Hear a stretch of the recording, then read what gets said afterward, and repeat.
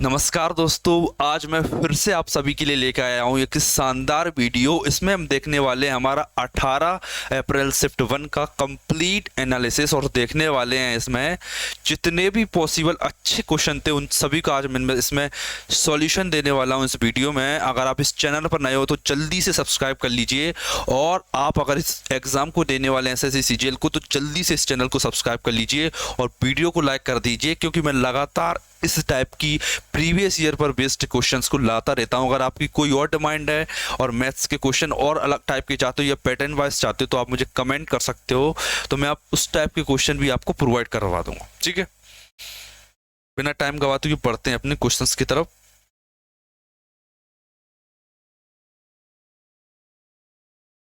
देखिए, ये हमारी फ्री टेस्ट सीरीज है। अगर आप इसे ज्वाइन करना चाहते हो तो आप हमारे दिए हुए लिंक पर क्लिक करके ऐप को डाउनलोड कर सकते हो आप, और फ्री टेस्ट सीरीज का लाभ उठा सकते हो। ठीक है, और ये हमारा बैच है, आप इसे भी ले सकते हो अगर आपको बेसिक से मैथ सीखना है मुझसे तो। ठीक है, बिना टाइम गवाते हुए अपने क्वेश्चंस की तरफ बढ़ते हैं और अटेम्प्ट करते हैं 1 बाय 1 सारे के सारे क्वेश्चंस को। देखिए, ये क्वेश्चन क्या कह रहा है। देखिए, सबसे बड़ी संख्या 2, 3, 4, A, 5, B ज्ञात कीजिए जो 22 से विभाज्य है लेकिन 5 से नहीं है। समझिए, क्या 5 से विभाज्य नहीं होना चाहिए? ठीक है, 22 से तो हो लेकिन 5 से नहीं होना चाहिए। तो इसके लिए देखे 5 से नहीं है, देखिए तो एंड में 0 तो हो ही नहीं सकता, क्योंकि ये वाला नंबर 5 से डिविजिबल है। ठीक है, ये नहीं हो सकता। अब आप बताइए ये क्या है? 22 का मतलब क्या होता है? 2 और 11, 2 और 11। ठीक है, 2 और 11। देखिए, मतलब 2 से अगर कोई नंबर डिविजिबल है तो उसकी खास बात क्या होगी? उसकी खास बात ये होगी कि वो नंबर जो मेरा है वो हमेशा इवन होगा। ठीक है, क्या होगा? इवन। तो इसका मतलब ये है कि ये वाला नंबर मेरा नहीं हो सकता, क्योंकि ये वाला नंबर मेरा ऑड है और 22 से डिविजिबल नहीं होगा। मुझे ऐसा नंबर चाहिए जो 22 से डिविजिबल हो। अब देखिए, 2 की डिविजिबिलिटी चेक कर ली। अब मैं चेक करता हूँ 11 की डिविजिबिलिटी की, 11 से ये नंबर डिविजिबल है कि। तो देखिए, इसके लिए आप क्या करोगे?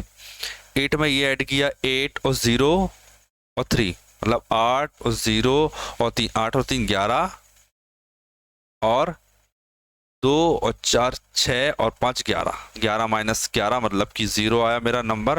मतलब ये वाला नंबर मेरा 11 से डिविजिबल है। ये वाला नंबर देखिए, 2, 4, 6 और 5 11, 2 और 6 8 और 3 11। इसमें भी कितना आ रहा है देखना, 2 और 4 6 और 5 11।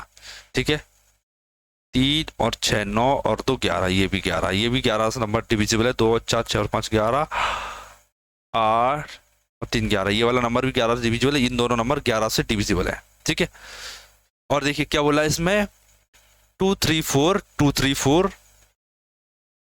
बीच में 5, A और B की वैल्यू देखिए, ये 0 6 8 और 2। अब ये कह रहा है कि सबसे बड़ी संख्या, आप बताइए इनमें से बड़ी कौन है? बड़ी कौन है? 652। ठीक है, क्योंकि देखिए 234 सब में कॉमन है, ये 058 है, ये 652 है, तो ये वाला नंबर मेरा सबसे बड़ा है, तो ये मेरा आंसर हो जाता है। ठीक है, ये मेरा आंसर हो जाता है। 5 से विभाज्य नहीं हो, 22 से विभाज्य हो और सबसे बड़ी भी हो। ठीक, तो ये मेरा आंसर हो जाता है। नेक्स्ट क्वेश्चन की तरफ बढ़ते हैं। ये वाला क्वेश्चन देखिए, ये वाला सिंपली बेसिक क्वेश्चन है, सिंप्लीफिकेशन का क्वेश्चन है, आप इसे आसानी से कर सकते हो। देखिए, इसके लिए आपको क्या करना है, ऊपर वाले पार्ट को सॉल्व की देखिए, इससे कटेंगे तो 4 8 32, 8 3 24, ये वाला पार्ट कितना हो जाएगा? ये वाले कंप्लीट पार्ट की वैल्यू हो जाएगी मेरी 24। ठीक है, अगर 46 और 24 आप ऐड करोगे तो कितना हो जाए? 52 70। अगर 70 हो गया ये, अगर मैं 70 में से 6 माइनस करता हूं तो कितना आ जाएगा? 64। 64 अपॉन में ये आ गया 64। देखिए, आप देखिए ऊपर क्या आया है? 64। देखिए 34 44 और 54। अगर मैं इसमें किसी भी नंबर का मल्टीप्लाई कर दूं तो कभी भी 64 नहीं बन सकता। ये 44 है, इसमें मैं किसी भी नंबर का डिविजिबल कर दूं, मल्टीप्लाई कर दूं, कभी भी वो 64 नहीं बन सकता। ना 34 में मल्टीप्लाई करने और 64 नहीं बन सकता। मतलब आंसर मेरा केवल है 64 अपॉन में 7। न्यूमरेटर निकालने के बाद मुझे डिनोमिनेटर निकालने की जरूरत नहीं है, क्योंकि न्यूमरेटर मेरा कंप्लीट आंसर शो कर रहा है इसीलिए। ठीक है, देखिए थर्ड क्वेश्चन देखिए अपना, वह सबसे बड़ी कौन सी संख्या है, कौन सी है जिससे 126, 224, 608 को विभाजित करने पर क्रम से 2, 7 और 19 प्राप्त होता है। ठीक है, अगर ये शेषफल प्राप्त होता है मतलब अगर मैंने हटा दूं तो ये वाले नंबर हैं वो जो आंसर आएगा उससे कंप्लीटली डिविजिबल होंगे, होंगे ना? बिल्कुल होंगे। देखिए तो क्या करता हूं मैं, 126 में से 2 हटाता हूं, कितना बचेगा? 124 बचेगा। ठीक है, अगर मैं 224 में से 7 घटाऊं तो कितना बचेगा? 217। अगर मैं 608 में से 19 माइनस करूं तो कितना बचेगा? 589 बचेगा शायद। 8 हासिल किए, रुकना, 608 में से 19 माइनस करना है मुझे, 18 9 से क्या 8, हाँ सही है। ठीक है, अब मुझे देखना है कि इसमें इन चारों नंबर को ऐसा कौन सा नंबर जो इन्हें डिविजिबल कर पाता है। 608 में से 19, 18 में से क्या 8, 589। ठीक है, 27, ठीक है। अब मुझे ये बताइए कि इन तीनों नंबर को कौन सा नंबर जो डिविजिबल कर पा रहा है। देखिए एक आपको एक हिंट देता हूं क्या, कि देखिए ये 4 है और इसका 3 गुना 1 12, ये 7 है, इसका 3 गुना 21।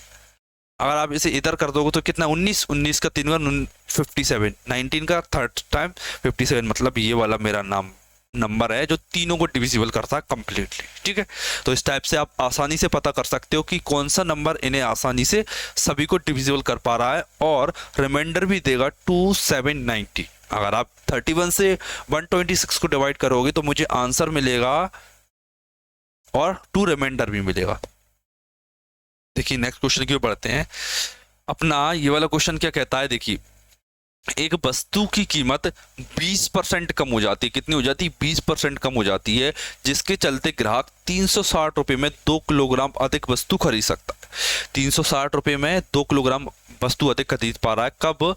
जब 20% कम हो गई उसकी प्राइस। वस्तु का प्रारंभिक मूल्य प्रति किलोग्राम ज्ञात कीजिए, मतलब कि वस्तु का प्रारंभिक मूल्य क्या था ये मुझे पता करना है।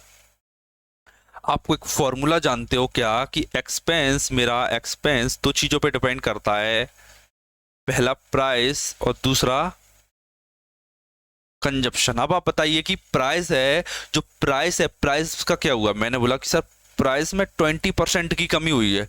अगर 20% की प्राइस में कमी हुई है, 20% का मतलब क्या होता है? 1/5। मतलब अगर मेरे पास प्राइस पहले 5 थी तो आज प्राइस 4 हो जाती, किसी भी चीज की कितनी हो जाती? 4। ठीक है, अगर प्राइस 5 से 4 हुई तो आप जानते हो कि कंजप्शन मेरा 4 to 5 हो जाएगा।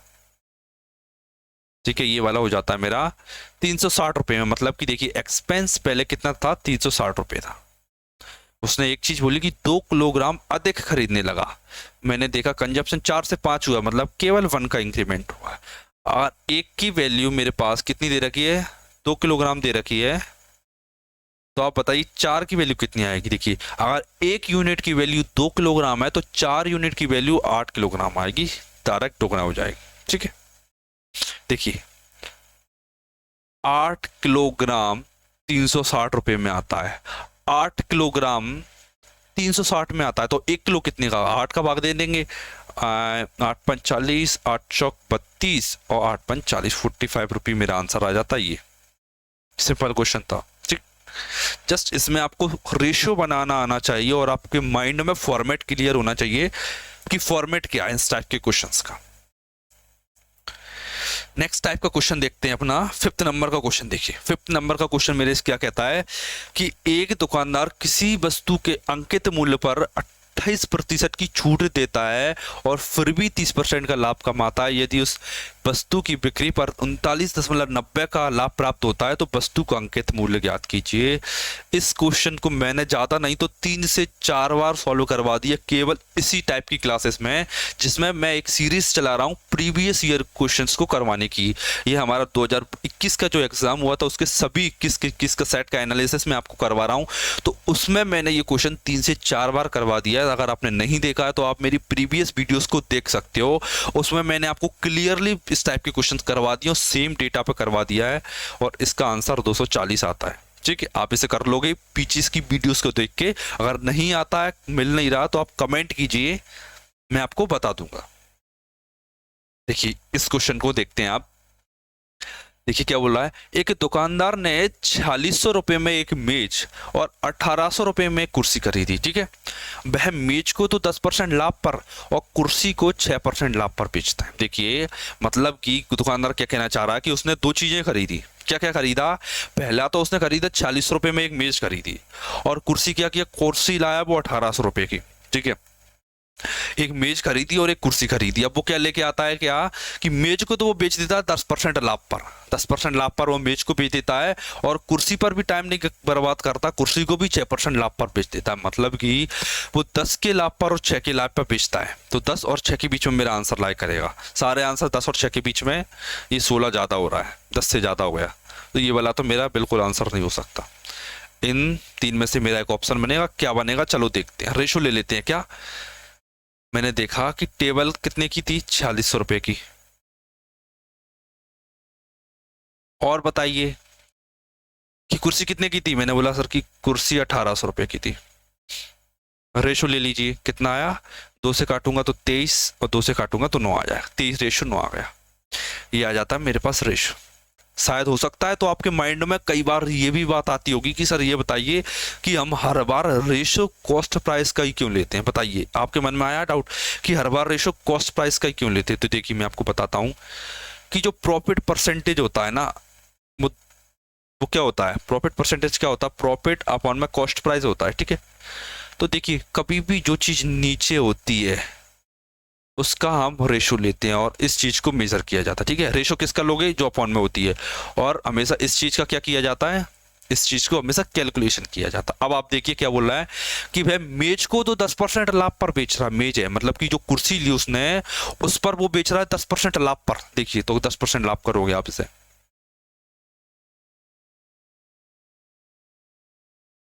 अब क्या किया, कुर्सी को बेचा 6% लाभ पर।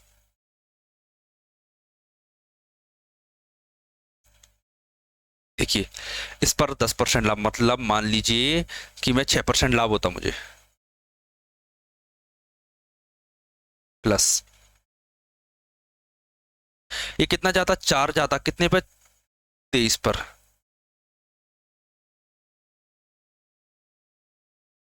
4 ज्यादा है 23 पर, 23 और 9 कितने होते हैं, 32। 4 से ही कहा था 8 आया, और 8 से 23 घाटिए तो 8 दूनी 16, तो 8 दूनी 16 आया, तो 6 प्लस 8 दूनी 16, और रिमाइंडर कितना बचा, 8 दूनी 16, 16 और 7 23/8। मतलब देखिए 6 और 2 8, 8 सही 7/8। मतलब कि ये वाला मेरा आंसर बन जाता है। सिंपल क्वेश्चन था, सिंपली ये क्वेश्चन बेस्ड था मेरा किस पर, एलिगेशन पर, और एलिगेशन के लिए लगाने के लिए मैंने यूज की डेविएशन मेथड। ठीक है, आप सिंपली डायरेक्टली एलिगेशन भी अप्लाई कर सकते हो इस टाइप के क्वेश्चंस में, आपको वो भी हो जाएगा। उस टाइप से भी आप इस टाइप के क्वेश्चंस को कर सकते हो, एलिगेशन, डायरेक्टली एलिगेशन। देखिए ये क्वेश्चन क्या बोल रहा है मेरे से कि 32,000 रुपए की राशि त्रैमासिक आधार पर, मतलब कि त्रैमासिक आधार का मतलब ये है कि हर 3 महीने में काउंट की जा रही है। चक्रवृद्धि की जाने वाली 20% वार्षिक दर पर 9 महीने में कितनी हो जाएगी। 9 महीने में देखिए, देखिए मान लीजिए कि ये 9 महीने है, ये 3 महीने की साइकिल और ये 3 महीने की साइकिल, ये 3 मंथ, ये 3 मंथ और ये 3 मंथ। क्लियर हो गया, 3 3 3, 9 महीने की मेरी साइकिल हो गई। अब वो बोल रहा है देखिए 3 महीने, 1 साल का कितना पार्ट होता है, 1/4 होता है ना, 1/4 पार्ट होता है। आप ये बात जानते हो कि अगर मैंने टाइम पीरियड को 1/4 किया है, ठीक है, टाइम पीरियड को अगर 1/4 किया है, तो रेट को भी 1/4 करूंगा तो मेरी रेट हो जाएगी 5%। कितनी हो जाएगी, 5%। मतलब कि वो पहली साइकिल में भी मुझे 5% का मिला, दूसरी साइकिल में भी मुझे 5% रेट मिली, और थर्ड साइकिल में भी मुझे 5% मिली। ठीक है, 5% मुझे रेट मिल रही है। अब सामने वाला मुझे 5% की रेट दे रहा है 3 महीने में। देखिए अगर मैं केवल एक साइकिल देखूं, 3 महीने की एक साइकिल, तो मैं देखूंगा कि रेशो मेरा 20 से 21 बन रहा है। मतलब अगर मेरे पास 20 रुपए थे तो वो 21 हो जाते हैं, क्योंकि 5% का वैल्यू मतलब क्या होता है, 1/20। मतलब 20 रुपए थे मेरे पास, तो एक की वृद्धि हो गई, वो 21 हो जाते हैं। मतलब 20 मैंने ली और 21 में मैंने मुझे मिला। अब देखिए 20 से 21 हो गया। अगर मुझे इसकी 3 साइकिल चाहिए, 3 साइकिल, तो 3 साइकिल की क्या करेंगे, 3 साइकिल की जस्ट इसका क्यूब कर दीजिए। और 20 का क्यूब आप सभी जानते हो कि 8000 होता है, और 21 का क्यूब होता है 9261। ठीक है, मतलब कि मैंने 8000 रुपये का इन्वेस्टमेंट किया और 9261 मुझे वापस मिले।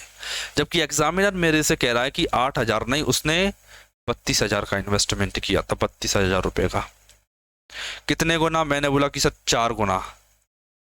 इसका भी 4 गुना कीजिए। 4 एकम 4, यूनिट डिजिट 4, तो केवल एक आंसर मेरा पॉसिबल है, दैट इज ए ऑप्शन। 37,044 मेरा आंसर आ जाता है। उसने बोला कितनी मिलेगी मुझे, 37,044 मेरी हो जाएगी।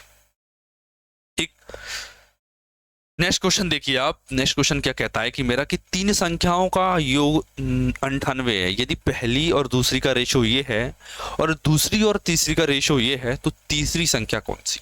आप जानते हो रेशो कंबाइनिंग वाला क्वेश्चन है ये, सिंपली रेशो का क्वेश्चन है। बस आपको एक कॉन्सेप्ट आना चाहिए अच्छे से, वो होता है मेरा कंबाइनिंग ऑफ रेशो। रेशो को कंबाइन करना। देखिए क्या करते हैं, सबसे पहले इसके लिए फर्स्ट नंबर, सेकंड नंबर और थर्ड नंबर, 3 नंबर्स का मुझे रेशो लेना। क्या करोगे आप,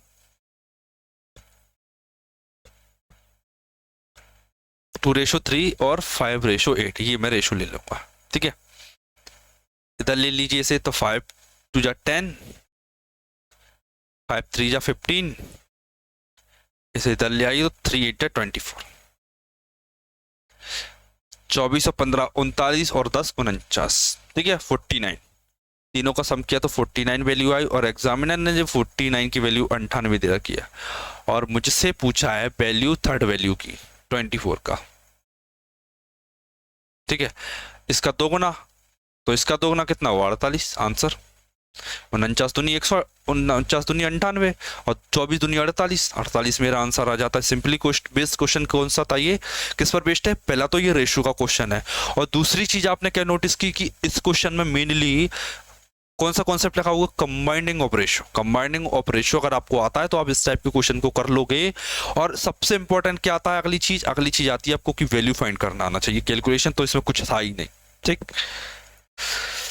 नेक्स्ट क्वेश्चन बताइए, वाला क्वेश्चन क्या कहता है कि a man, a woman and a boy can complete a work in 3 for 12 days respectively. How many boys must assist one man and one woman to complete the same work in one day? ठीक है, मुझे एक दिन में काम करवाना है, तो इसके लिए मुझे क्या करना है, मुझे एक दिन में काम करवाना है, और मुझे कितने लड़कों को, एक पुरुष और एक महिला के साथ सहायता करना चाहिए। ठीक है, एक पुरुष है वो कांस्टेंट वो काम करेगा, एक महिला है वो भी कार्य करेगी। इन दोनों को लेकर मुझे कितने लड़के और लगाना चाहिए कि काम हो जाए। क्या करोगे आप इसके लिए, तो देखिए इसमें 3 पर्सन दे रखे हैं, एक मैन है, दूसरा वुमेन और तीसरा बॉय है। मैन 3 दिन में कर देता है, वुमेन 4 दिन में कर देती है, और लड़का 12 दिन में करता है। मैंने मान लिया कि टोटल वर्क जो था मेरे पास 12 यूनिट था, 3 चौक 12, मतलब कि मैन की एफिशिएंसी 4 आई, 4 थी 12, वुमेन की एफिशिएंसी 3 आई और लड़के की एफिशिएंसी 1 आई। ठीक है, ये आ गई। अब उसने क्या बोला कि काम मुझे एक ही दिन में करवाना है, और काम कितना, टोटल 12 काम है। देखिए, एक महिला और एक पुरुष तो कांस्टेंट है। देखिए, एक महिला और एक पुरुष, मतलब कि 4 यूनिट काम तो एक दिन में हो ही जाएगा, और 3 यूनिट काम भी उसी दिन हो जाएगा। मतलब एक महिला और एक आदमी मिलकर कितना यूनिट काम कर लेंगे, 7 यूनिट। मतलब कि एक महिला और एक आदमी 12 में से 7 काम तो कर ही देंगे, तो 5 काम बचता है। देखिए, अब मुझे ये बचा हुआ 5 काम किससे करवाना है, लड़कों से करवाना है। और मैं ये बात जानता हूं कि एक लड़का एक काम कर सकता है, एक लड़का एक दिन में एक काम कर सकता है, ये लिखा ना एक काम। और मुझे 5 काम करवाना है, एक बॉय 1 यूनिट काम करता है, मुझे 5 करवाना है, तो सब 5 का मल्टीप्लाई कर दूंगा, तो 5 बॉय 5 यूनिट काम कर देंगे एक दिन में। ये आ गया 5 बॉय, ये मेरा आंसर हो जाता है। ठीक है, लड़कों की बात की तो मुझे पता चल गया कि 5 लड़के असिस्ट करें तो काम हो जाएगा मेरा टाइम पर। नेक्स्ट देखिए, नेक्स्ट क्या कह रहा है कि श्याम अपनी कार को 30 किलोमीटर 45 किलोमीटर की घंटा की चाल से चलता है और अगले 1 घंटा 20 मिनट के लिए वह 51 किलोमीटर पर घंटा की चाल से चलता है। पूरी यात्रा के लिए औसत चाल बताइए। आंसर क्या आएगा देखिए, आंसर मेरा 45 और 51 के बीच में आएगा। 45 से बड़ा और 51 से छोटा, सभी आंसर हैं तो कर सकते हैं। देखिए अब मैंने एक चीज बताई थी, क्या स्पीड बराबर क्या होगा, डिस्टेंस अपॉन में टाइम। अगर मैं टाइम का रेशो ले लूं तो मैं स्पीड पता कर सकता हूं। मैंने बताया था आपको, जो अपॉन में आता है उसका रेशो ले सकता हूं मैं। टाइम अपॉन में तो टाइम का रेशो ले सकता हूं। अब देखिए, अब मैं टाइम का रेशो लूंगा तो कैसे लूंगा, मैं ले रहा हूं रेशो ऑफ टाइम। देखिए रेशो का फॉर्मूला क्या होता है, इस डिस्टेंस अपॉन में स्पीड। क्या होता है, डिस्टेंस अपॉन में स्पीड। और डिस्टेंस कितनी चली थी मैंने, 30 किलोमीटर, और किस स्पीड से, 45। ठीक है, दूसरी कंडीशन में टाइम कितना है, दूसरी कंडीशन में 1 घंटा 20 मिनट ले रहा है। 1 घंटा और 20 मिनट का मतलब क्या होता है, 1/3 आवर्स, क्योंकि 20/60 1/3 होता है। इसका मतलब होता है 4/3। 3 से काटूंगा तो 15 आ जाएगा, और 15 से काटूंगा ये 2 आ जाएगा, और 2 से काटूंगा ये 4 आ जाएगा। मतलब 2 दूनी 4 हो जाएगा। मतलब केवल सिंपली 1:2 बन गया।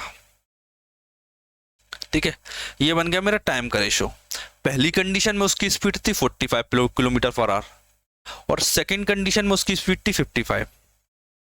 ठीक है, अगर मैं ओवरऑल 45 मान लूं, ओवरऑल 45 मान लूं, तो 45 से बताइए कितनी ज्यादा होगी। मैंने बोला कि 45 से कितना ज्यादा है, कितना ज्यादा बताइए, 6 ज्यादा है ना, 6 ज्यादा। 45 से 6 ज्यादा है, कितने पर जाता है, 6 2 पर, तो 6 2 जा 12 अपॉन में 2 और 3 पे डिवाइड करना है। 3 से काटोगे तो कितना आएगा, 4 आएगा, और 45 + 4 49 मेरा आंसर आ जाता है। ये सबसे अच्छा तरीका होता है जब आप टाइम इजीली फाइंड कर पा रहे हो, तो आप स्पीड के लिए ये वाला फॉर्मूला यूज कीजिए, आसान पड़ेगा आपको। आपको दुनिया भर के कॉन्सेप्ट नहीं सीखना पड़ेंगे अगर आप टाइम के बेस्ड पर एवरेज स्पीड फाइंड करना जानते हो तो। ठीक है, ये हमारा ऑनलाइन बैच है। अगर आप इसे कंप्लीट पढ़ना चाहते हो मुझसे, कि बेसिक से आप जानना चाहते हो कि मैं कैसे पढ़ाता हूँ और कैसे कैसे कॉन्सेप्ट आपको सीखना है, तो आप IT गवर्नमेंट जॉब एप्लीकेशन पर डाउनलोड करके आप मुझे फॉलो कर सकते हो। आप आसानी से मेरा बैच ले सकते हो। 199 का ऑफर था, ये अब एंड हो चुका है, केवल 299 का भी मिल जाएगा। अगर आप चाहते हो कोई ऑफर लेना तो आप मुझे मैसेज कर दीजिए, जब भी कोई नेक्स्ट ऑफर आएगा तो मैं आपको व्हाट्सएप ग्रुप पर इन्फॉर्म कर दूंगा। ठीक है, तो आप व्हाट्सएप ग्रुप में भी ज्वाइन हो सकते हो। नेक्स्ट क्वेश्चन देखिए, मैं आता हूं अपने नेक्स्ट क्वेश्चन की तरफ।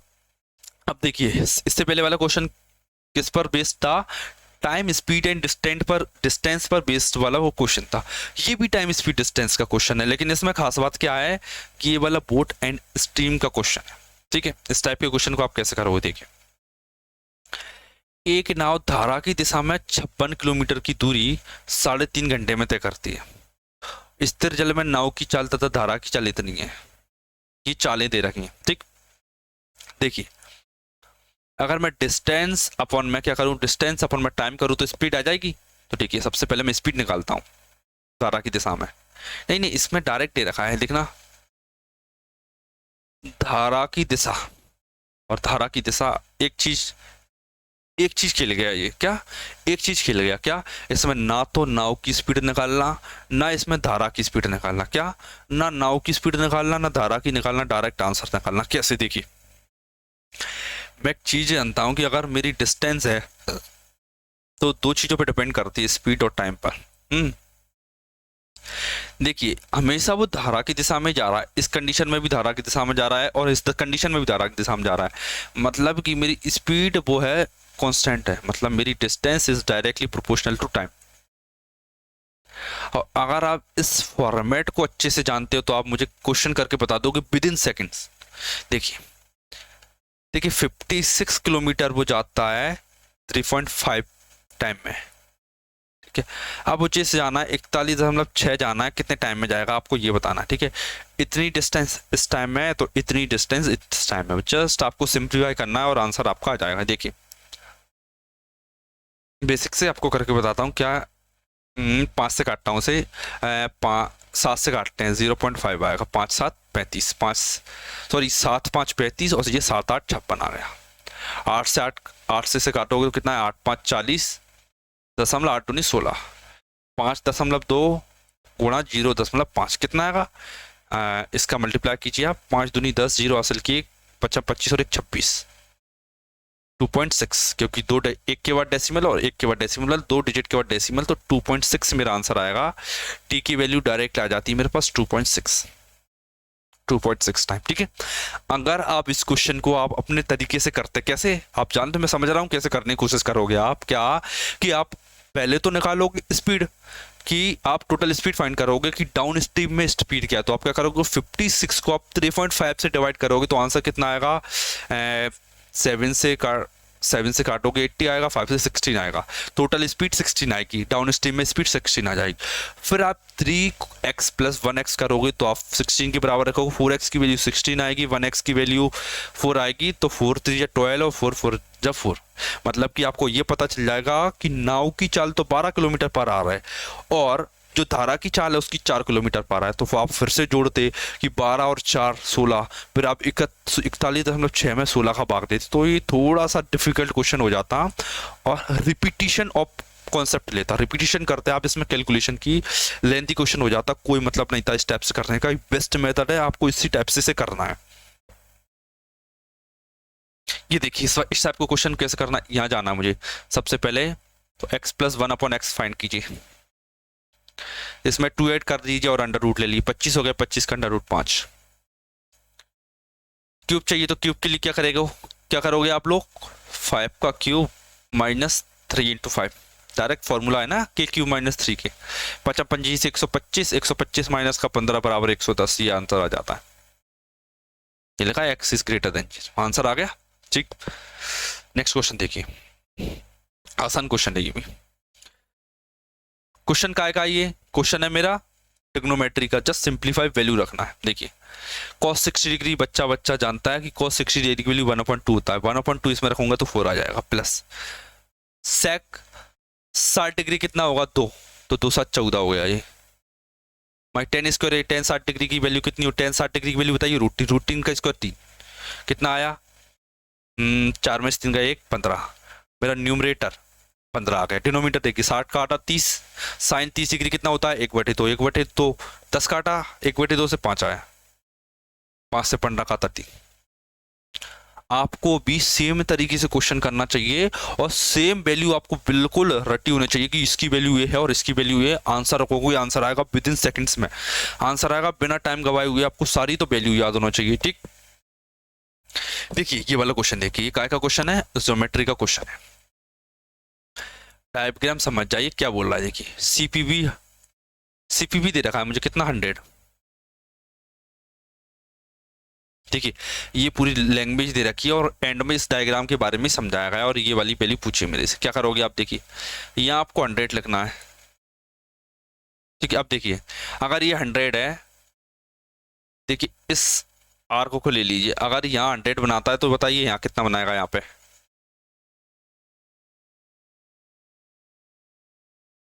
बताइए यहाँ कितनी बनाएगा, 50 बनाएगा। क्यों, क्योंकि सरकमफेरेंस पे हाफ बनाता है, सेंटर पे डबल और सरकमफेरेंस पे हाफ, ये 50 हो गया। देखिए अगर ये 50 तो ये कितनी बनाएगी, देखिए अब ये वाली थ्योरम जानते हो ना, अगर ये 50 बना रहा है तो आप इस वाले आर्क से, इस वाली आर्क से कहीं भी एंगल बनाइए, कहीं भी बनाइए, कहीं भी यहाँ बना लीजिए, ये भी 50 होगा, कितना होगा 50। देखिए अगर ये 50 है तो ये 100 होगा, क्यों होगा, क्योंकि सेंटर पर डबल बनता है।